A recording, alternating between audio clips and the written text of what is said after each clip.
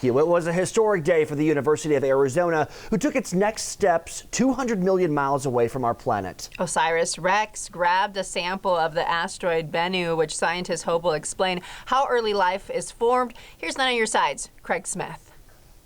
University of Arizona scientists designed Osiris-Rex for the most challenging game of tag ever. After sizing up the asteroid Bennu for about 2 years, the spacecraft eased in for a touch that lasted less than 5 seconds.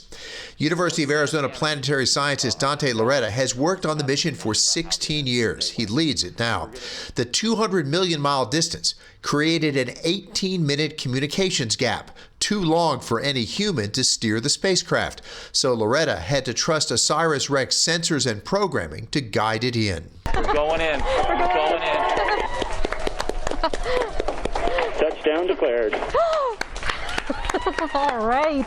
Sampling is in progress. A little overwhelmed right now, Michelle, I have to say. It's been pretty intense several minutes here. I can tell you that everything went just exactly perfect, which is kind of the hallmark of this team. But this team found Bennu was an even bigger challenge than they anticipated. Looking at the images more closely, it was like, oh, this is not what we expected at all. How are we going to deal with that? They expected an asteroid like a sandy beach, where a sample would be easy to vacuum up and there would be few dangerous obstacles to dodge. When Osiris-Rex flew closer, they saw boulders as big as buildings. Anjani Pollard helped lead the team that found a site where a spacecraft the size of a large passenger van could steer itself past the dangers and safely grab a sample. But the team and the spacecraft have more challenges ahead. Osiris-Rex still has a 3-year trip home to Earth to safely deliver the samples. Craig Smith, KGUN 9 on your side.